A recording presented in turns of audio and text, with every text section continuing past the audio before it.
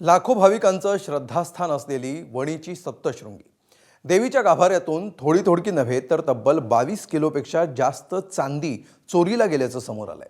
नेमकं काय घडलंय बघूया या स्पेशल रिपोर्टमध्ये।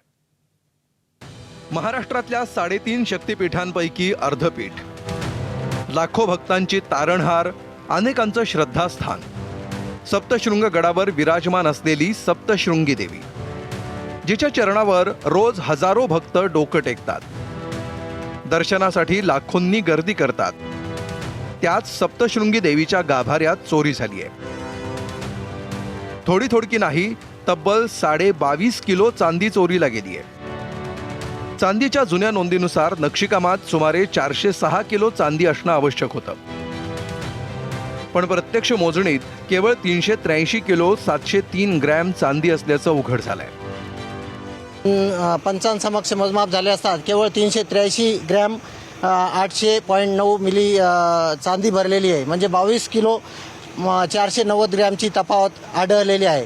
याबाबत आम्ही माननीय विभागीय आयुक्त, माननीय जिल्हाधिकारी यांच्याकडे तक्रारी केलेल्या आहेत। त्या अनुषंगाने त्यांनी चौकशी करण्याचे आदेश दिलेले आहेत। आम्हाला माहिती अधिकारात माहिती मागितली असता जवळपास आम्ही महाराष्ट्रातील बऱ्याच कार्यकर्त्यांनी त्याच्यात RTI टाकला होता। त्यांनी एकच उत्तर द्यायचं का आम्हाला माहिती अधिकार कायदा लागू नाही।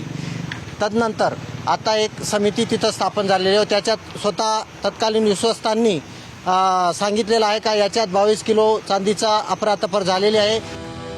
व्यवस्थापक सुदर्शन दहातोंडे सुट्टीवर असताना रात्रीच्या वेळी 4 विश्वस्तांच्या समक्ष ही चांदी काढण्यात आली आहे। देवीच्या 3.5 शक्तिपीठापैकी पूर्णपीठ असलेले व उत्तर महाराष्ट्राचे आराध्य दैवत असलेल्या श्री सप्तशृंगीगड आदिमायेच्या मंदिर गाभाऱ्यामधील चांदीमध्ये तफावत असल्याची तक्रार प्राप्त झालेली आहे। या तक्रारीच्या अनुषंगाने जे आहे ते सप्तशृंग गडावर जे आहे ते चौकशी सुरू झालेली आहे। आपण आता आहोत सप्तशृंग गडावरील आदिमायेच्या मंदिर गाभाऱ्यात।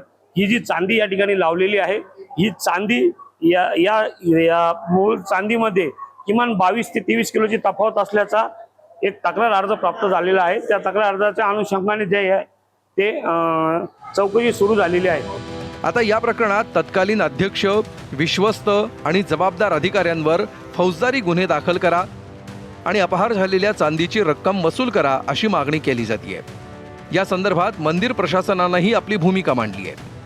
या चांदीच्या अनुषंगाने माननीय अध्यक्ष विश्वस्त मंडळाने गेल्या 3 महिन्यापूर्वीच प्रथम वर्ग न्यायदंडाधिकारी साहेब कळवण यांच्या अध्यक्षतेखाली चौकशी सुरू आहे। सदरची चौकशी अहवाल आल्यानंतर संबंधित दोषी व्यक्तीवर योग्य ती कारवाई केली जाईल।